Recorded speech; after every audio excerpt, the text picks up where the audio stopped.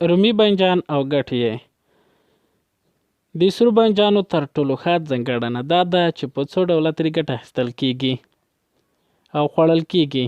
ګرانه کتونکیه، په ویډیویي ډول ستاسو د پوښتنو مطابق ځوابونو ترلاسه کولو لپاره مهرباني وکړئ د ویډیو لاندې سور د سبسکرایب نشان ووهئ، بیا په بیل بټن باندې کلیک وکړئ، بیا په آل باندې کلیک وکړئ ترڅو ستاسو د پوښتنو مطابق ویډیو تر ټولو تر مخه تاسو ته در ورسیږي. د بیلګې په توګه خام یې خوړلی شئ، په سلاد کې ګټه ترې اخیستلی شئ، کباب کیږي او دا راز کولی شئ چې خوندور سوپ هم ترې جوړ کړئ. رومي بانجان له معدني موادو او ویټامینونو ململ دی چې په ورځني ډول یې کارول د پوست په قوت او ښایست کې مرسته کوي.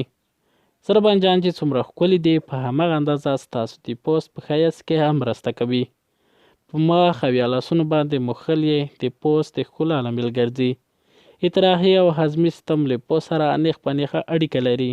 تاسو به هم تجربه کړې وي کله مو چې هضمي او اطراحي سیستم کې ستونزه پیدا کیږي د بدن پوست به مو هم سپیره او وچ وي.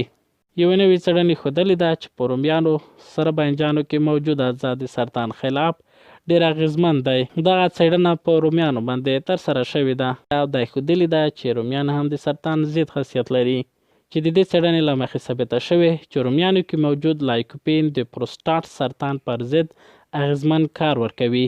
د دې څېړنې له مخې کله چې دوی لایکوپین په بېلابېلو ځناورو کې موجود پروستات غوټو ضد استعمال کړل نو دغه غوټې له غوټولو وساتلې، خو تر دې دمه په انساني جسم باندې د دې اغېز لا هم څرګند نه دی.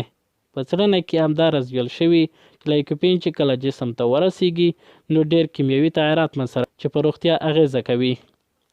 دغه څېړنه له دې کبله اهمه ده چې په آینده کې به ساینسدانان لایکوپین د بېلابېلو ډولونو سرطان خلاف استعمالولی شي. دغه څېړنې کې نشر شوې ده چې تر دې وړاندې هم یوه څېړنې ښودلې وه چې هغه کسان چې ډېر رومیان خوري د پروستات په سرطان د اخته کېدو چانس یې ډېر کم دی.